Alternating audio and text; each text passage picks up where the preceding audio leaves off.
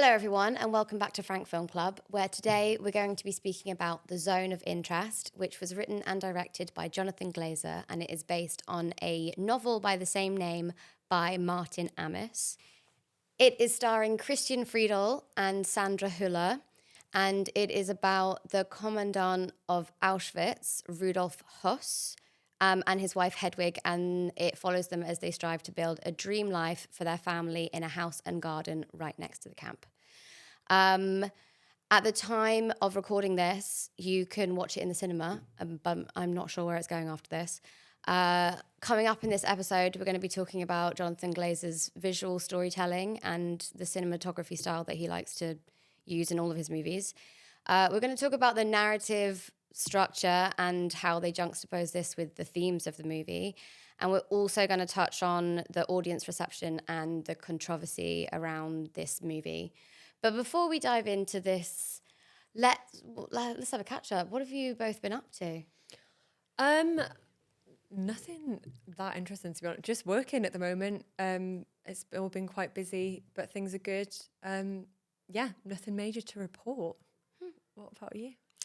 The only real update I've got for you since last week is that Daisy now is waking up at 5:30 every morning.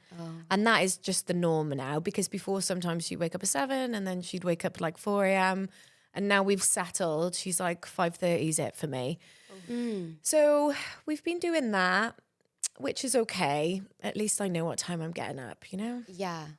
It's interesting. Sonny sleeps outside my bedroom door and he wakes me up about 5:30 in the morning to come and get on the bed.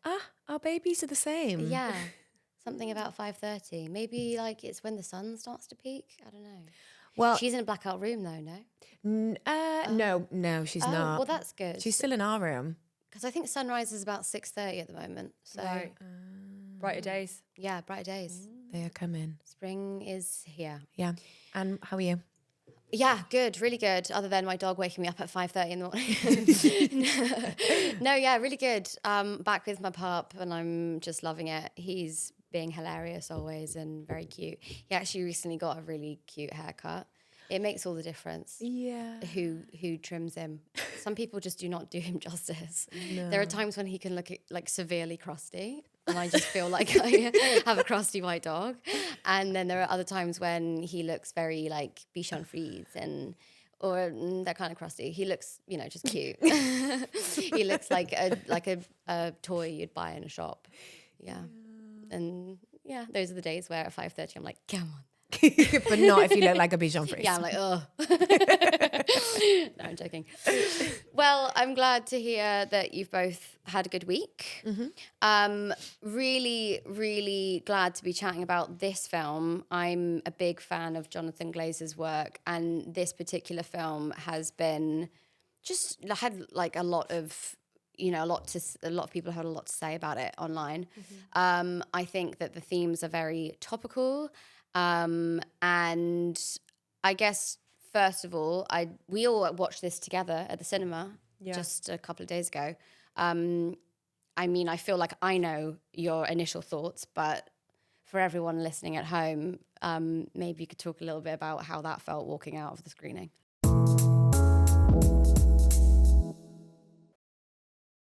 This film was harrowing. And I think I used that word when we spoke about the Iron Claw a few weeks ago. And then when watching this film, I was like, I feel like I've massively misused that word there, because this was harrowing. And made me feel awful. And I'm glad that it made me feel awful. I just think it was really powerful filmmaking and storytelling. A really important story. I'm excited to chat about it more, because I'm not going to lie, I don't think I did follow the story of what was happening to the family, because my mind was just somewhere else, which I thought was interesting in itself. But yeah, heavy. Yeah. But so glad to have seen it. And so glad that Jonathan Glazer has made this for so many people to see. Yeah, same. One experience. So we were recording and we all went to see it afterwards. And when we're recording, is if you've listened to any of our other episodes, like it's quite like energetic, back and forth, and we had a really great day. And then we went to see that, and I think I was really stressed earlier in the day as well. We went to see that, and then it really affected me into the next day, and I haven't stopped thinking about it since, just for so many reasons. And I felt that in the cinema. The whole cinema felt that way at the end of the film. So yeah, I'm so glad that I feel that way, and I'm so glad that this has been seen by a lot of people, and it's also getting so much traction with awards, and Oscars will have happened by then. I don't know what is nominated for that, but obviously did really well at the BAFTAs. So yeah, I think coming out of this movie, I felt just cold and like, awful. Just for how it made me reflect on the world now. And I think that it is really incredible filmmaking and storytelling because of the visceral response that it gives you. And so I'm really interested today to talk about both the subject matter and also the filmmaking sort of side of things, and like try and separate those two things, which is very hard in today's world with everything that we have going on. But yeah, I'm really intrigued to do that with the both of you. I do want to start off by saying that some viewers and critics have raised concerns about the film's use of dark humor, which I wasn't really getting so much in watching it. And I think that can be read two different ways, to be honest with you. But yeah, and also sort of looking at Nazi characters in a sympathetic light. This wasn't really my take on it at all. But what I did really appreciate was looking at, like, not sensationalizing these people and looking at them as people, and like still having that held up right next to like the blatant evil and violence that's like going on in the walls around them. I just wanted to know if either of you had that feeling where you felt this was handled in the wrong way for whatever reason. Definitely not, because, and this was the exact reason why it hit so much with me, is that they are, even the way that it's shot, right? We're just seeing them as themselves in their own environment. I don't think that there was dark comedy in there. I think it was just human experience, and you see everything that might mean. Was that about like the characterization? Like, I don't know, some parts of Sandra Hüller's performance, was it about that, or? I can't find specifically, but I think it's just like, I think because it's told in such a frank way, where you see people interacting day to day, and our most of our reference points and depictions of Nazi officers in film and television does feel hugely sensationalized and this caricature of evil. But the nuance of evil is how we get to these really dark places in humanity. It's not as simple as like someone being a very, very clear enemy. That's how these people get followed, and that's how these horrible atrocities can carry out. And so, yeah, I think that it's just quite different to the way that we've seen like Nazi officers depicted on screen, and that has felt like some sort of like trivial humor to it. But I think it's more nuanced than that. I think it's more powerful than that because of how awful the film still makes you feel. Yeah. And because of that as well, then it really makes you look at yourself in a way that's like, who is complicit? She's complicit and she's benefiting from it. Who is complicit in government? Who is complicit in society? Am I complicit? Like, how do you like draw that line? And I think that's why it is important for it to be shown in this way. And I think it's been a really a big impact in showing it like that. Yeah. I actually didn't pick up on any of the... I actually didn't follow the story of the family like at all, really.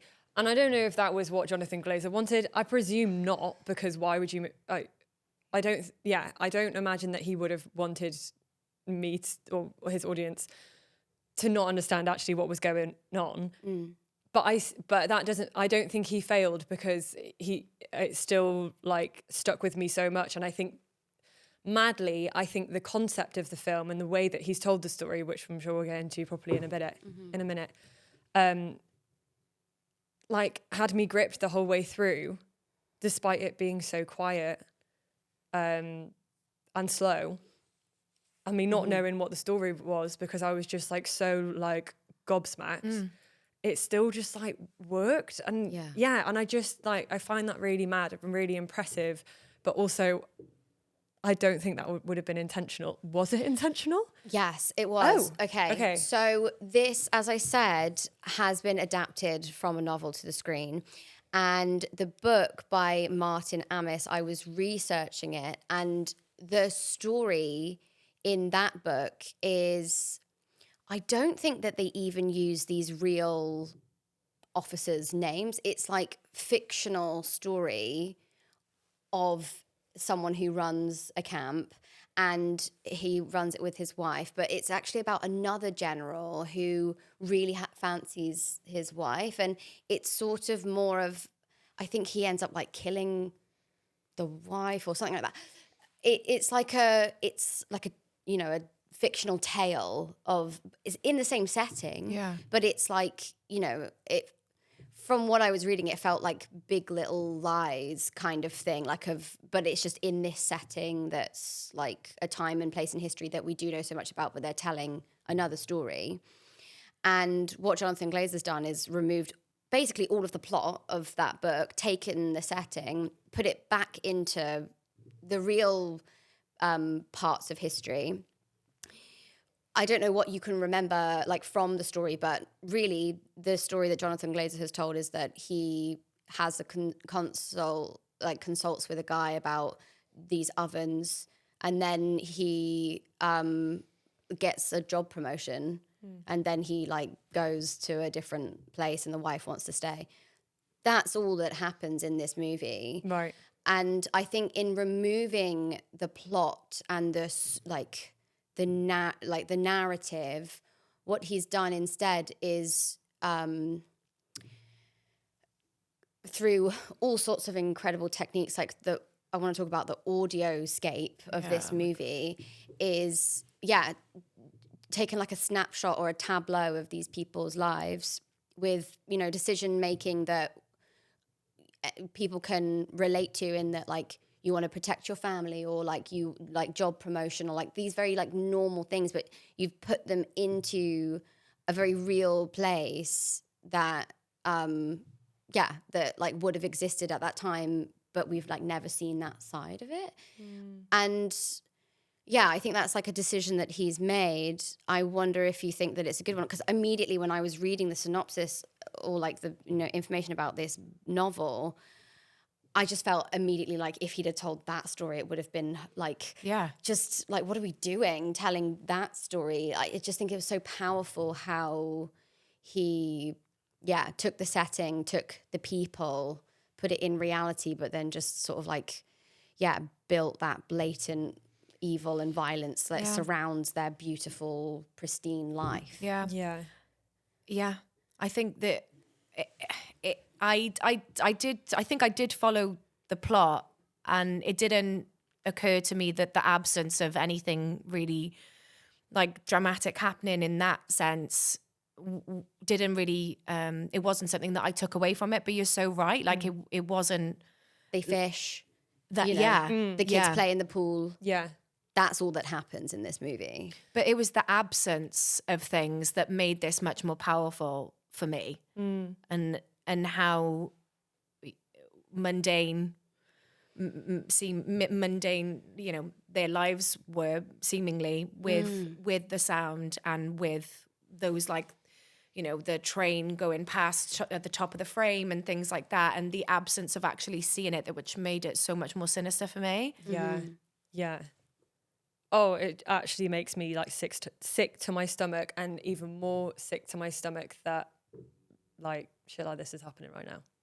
Yeah. Like what is happening in the world today, and it makes me feel so stupid. Yeah. With everything, like that, it like feels like a mirror of what society, of the world right now, which is horrific. And I'm so glad that it's been made for that reason. But obviously it's just like, I don't know what to do with that. Well, just we are unknowing and helpless. And what can you do? Mm.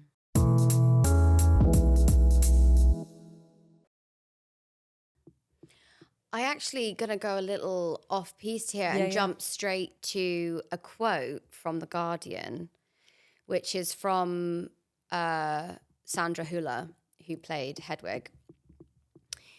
And she said, I think it's the same sort of applies for a lot of German actors, where they're constantly playing like Nazis. And I think when this film is pitched, it can sound like it's from the perspective of the Husses. Is that how we're saying it? With an umlaut? Husses. And she was like, I don't want to make that movie. Like, why are we doing that? No one needs to, hear it from that perspective. But upon meeting Jonathan, this is a quote. Upon meeting Jonathan, I realized it wasn't actually about the Husses. It was about people ignoring terrible things right where they live. A film to make us unsafe in the cinema, as we should be. We should ask this, is this also us? Do we do this too? Yeah. Do we do this every single day? Yeah, and that's why the film's really powerful. Yeah. Yeah, because it's true. Mm-hmm. Yeah. It's embarrassing. It's embarrassing. Like when the credits were going up, I was like, especially the part with where it cuts to, and maybe I'm getting ahead of. No, I mean, yeah, let's go there. Like we go and visit places like that as an act of tourism. Yeah, when it cuts to the shoes and but also they're cleaning. Yeah, a place, day to day. It's just like, what are we cleaning here? Yeah. Because it's like the things that happened in this, you know what I mean? No, I thought that the choice for it to be people cleaning and opening, that just really hit me. Yeah, because like it's a spectacle. Yeah, totally. And it's just like the history is, I don't know. Yeah. Yeah. It's like, it really makes you question so many things. And just like how we, not even just what's going on right now, but also how we deal with history, what things that have happened, like what is being shown in this film. Yeah, the Holocaust. Like the Holocaust. Mm-hmm. It's like, how do we even deal with that in the right way, the way that we look back on it, or do we I don't think we do. In the arts as well, and like what's commercialized, it feels like it's not right, because we as humanity still keep making the same mistakes. So like it's not breaking us out of a cycle in any way. It's definitely like processing it in lots of different ways. But yeah, touching still on sort of seeing the choice to show like Nazi generals as humans with layered lives outside of the evil actions that we remember through history. I think so I was part of the TV show The New Look, which is set during a similar time.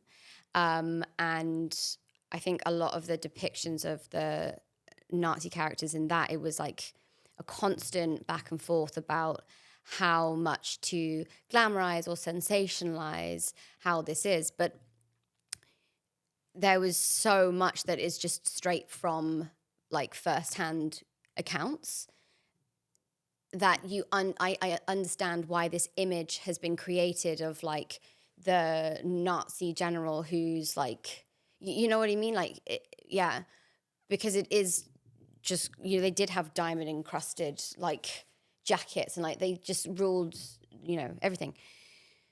But it doesn't affect us as an audience or like want to push change in the way that a film like this does, even though this kind of strips a lot of that back.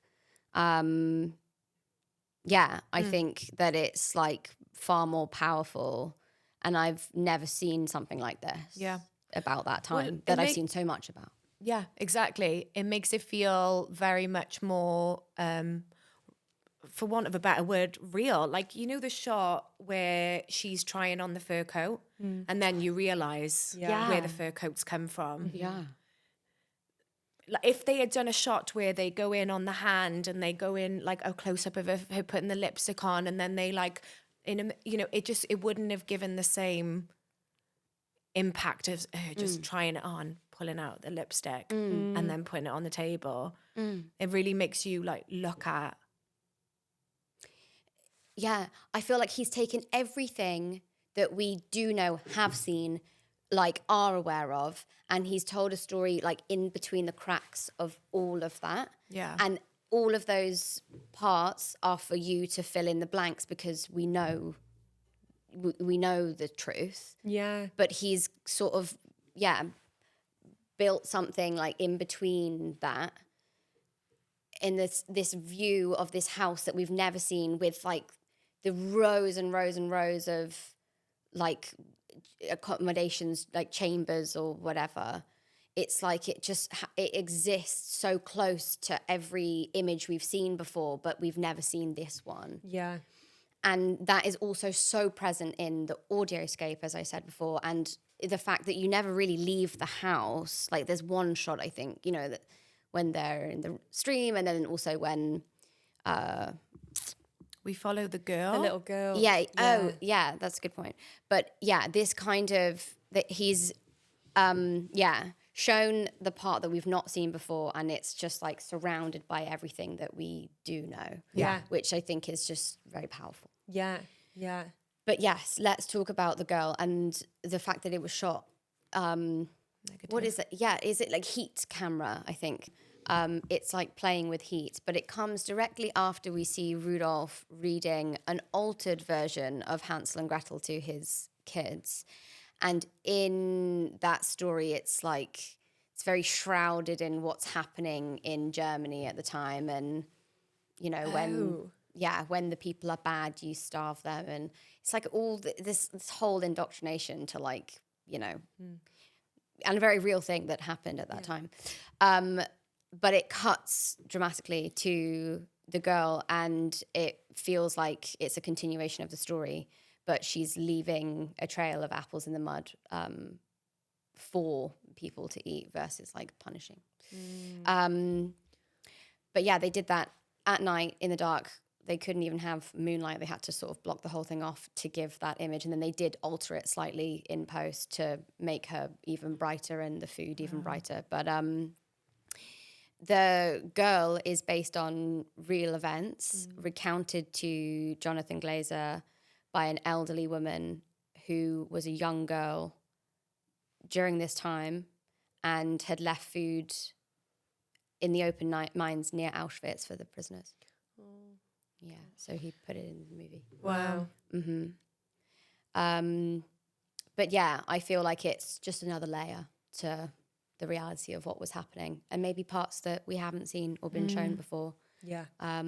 But very real things that, people would have done.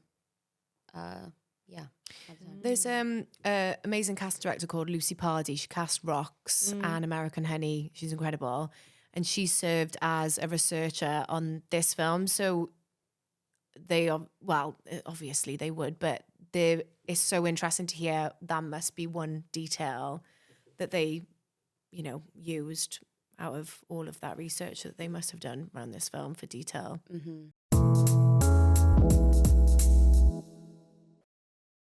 I feel like this film shows the importance of a soundscape, of sound in filmmaking, and how much story sound can tell. Because I think the sounds in this film tell more than what I thought the visuals told. Yeah. And I think that's incredible. Definitely. Yeah. what really scared me, and I was when we were watching this film and I was feeling so many things, was that I would drop out of the sounds and then I would drop back into them. And it just made me realize how you become desensitized. to things. Yeah. And then, Which is, of course, that must be what this family and these families must have happened. Because there's sometimes when we were watching it and I was like, how are you still carrying on your conversation right now? Like, I cannot fathom how you are. But it's so true. Like you just said, they're listening to it all the time. Yeah. It just becomes like I don't know, life. Just it's what they're used to. Like, oh. This is not like the right comparison to make at all, but think how quickly you adapt to things that you're given and that's the way that things are. And how much we do that all the time, like lockdown. We were like, cool, we'll go for one walk a day. Like that was totally normal within 2 weeks. That was just like the norm. So it's scary to me how adaptable we are because of things like this that, you know, what else are we adapting to that is like completely wrong? You have to like constantly be checking yourself. Like, am I aware of what I'm doing and like how I'm being led by the media or that I'm being led by things that I'm consuming on social media and stuff like that. Yeah. You've got to make up your own mind. But like, how do you make up your own mind when everything is so conflicting and just, Yeah. But that really, there's a few, and I just felt so guilty when I left the cinema after watching this. Yeah. That we just sat in the cinema and watched that and like ate our stupid popcorn. I know, I just felt so disgusted. And then we just left and then carried on with our lives. And I'm like, that's so grim. So grim. Yeah.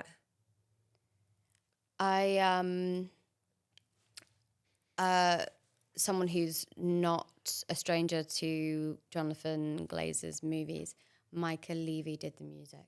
Yes, I spotted on the credits. Yeah. Very, very minimal, but very powerful. That's a cool collaboration for sure. Yeah. Who is that? That's who did Monos. Actually did like Zola as well. And Under the Skin. Wow. Okay. Iconic. Yeah, did they do absolutely. Under the Skin as well? Yeah. Oh, maybe I hadn't realised that. Okay. Yeah. Cool. So for shooting this, there were parts of this that were improvised and parts that were scripted. But in terms of the like being on set for the actors, they rigged 10 cameras within a replica that they'd built of their house. And the director and the focus puller and everyone would be like completely separate in another place, and they would just let them move around and film, you know, takes for like, you know, minutes and minutes and minutes. Wow. So lots of rehearsal, or probably? Is it improvised mostly, or some improvised and some not? Rehearsal, not sure. It's so weird to talk about performance in something like this because you're so far away from their face as well. It's so much about like their physicality and you're not like, it's not like even though it is a study like of these people, it doesn't feel like it's not like intimate. Yeah, it's not intimate. Yeah, exactly. Yeah. Which I really like as a stylistic choice, because I feel like the boundaries are always, like the boundaries of the frame are always the boundaries of their reality in a way.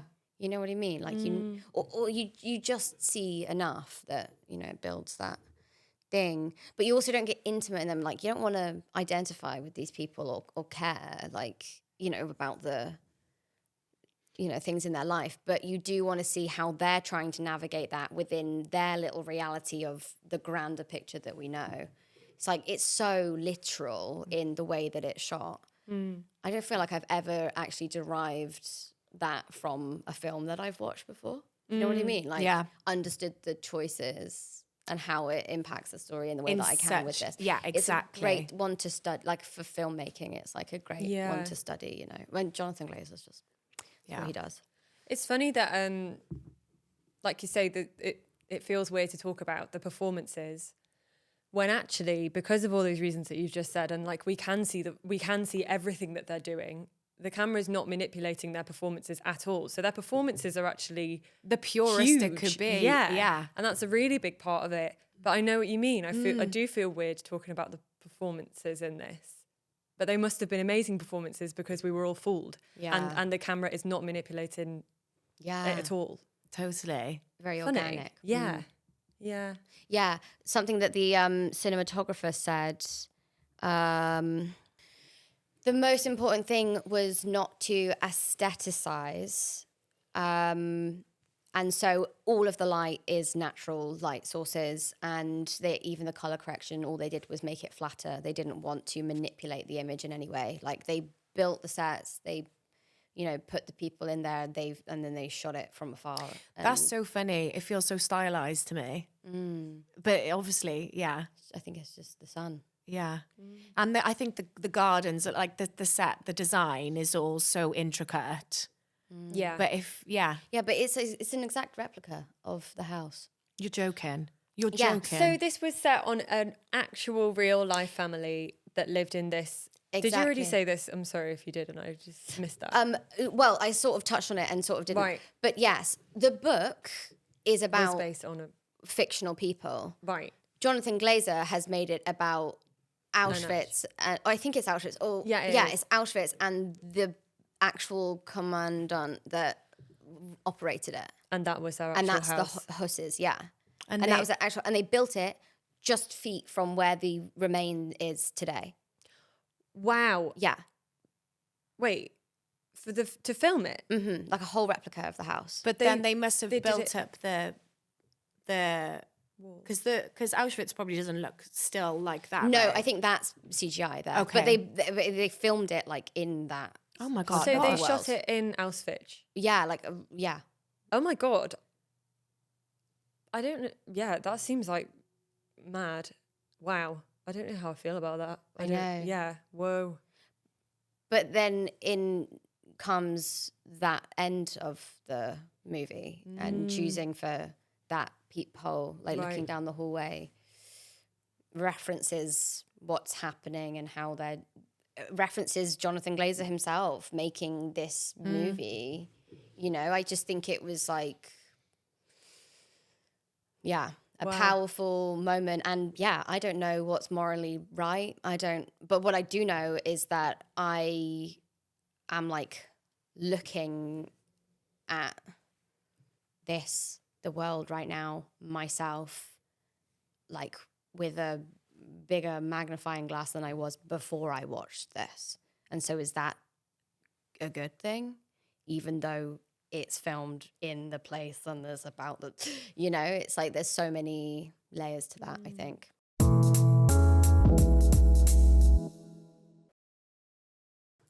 This picked up the BAFTA for Best British Film and also Best Film in a Foreign Language. And I think that's the first time that that's ever happened. Greedy. But yeah, I mean, we were there at the BAFTAs and just saw the praise for everyone who made this movie and felt immediately like, oh, I can't believe I haven't seen it. I need to watch it. And it feels like a great time for it. It also feels like a difficult time for it because I feel like everyone's going to take from this what they want to take. Yeah. I think people are going to want to sit on their side of... Yeah, and also what it is about in a way and who it is persecuting in the Holocaust and then how that is now related to what is happening right now and how this might affect somebody in a different way than maybe it would have done before that. Yeah, I want to think that people come away from this movie looking at the world now the way that it has affected me and but people could come away and think the exact opposite. That's fucking mad though. I know, it's insane. But for someone to come away from this and not think, why can't the world stop killing people? Innocent people. Or people, stop killing people. That is fucked up. And that makes me lose faith in humanity. I can't fathom people not coming away from this film feeling sick about innocent people being killed. I know, but they will.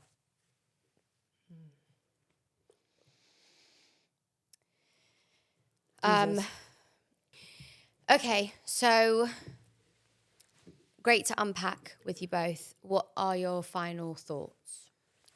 I really think that Jonathan Glazer has done such an amazing job at making, well, all three of us here, but I'm sure a lot of people take away something which will stick in people's brains from a film. It's really hard to do that. And I think the techniques that he's used, if we're going to speak about it like that, have really helped that. But there's just something in his filmmaking anyway that is very memorable. And I'm just glad that he's applied it to something so important. So, yeah, I just feel awful. And I did when I watched it, and I feel awful talking about it now. And but I'm glad that we did chat about it because it's important. Yeah, agree. I'm so glad that we've spoken about it because it's not an easy chat. It's so easy. It's way easier to chat about a film that's fun to talk about. And I think, yeah. So I'm really, really glad that we've spoken about this, as horrible as it has been. But yeah, an amazing film for like the most horrible reasons. Yeah. If you've been affected by any of the topics that we have discussed in this episode and you would like to donate to organisations who are doing great work all around the world at the moment, then we can recommend donating to Save the Children, Doctors Without Borders and War Child.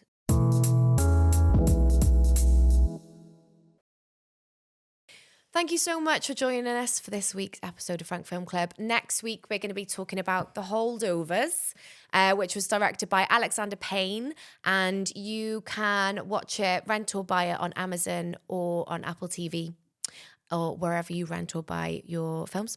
So go and watch, get a cup of hot chocolate or bowl of soup, and then join us back here next week.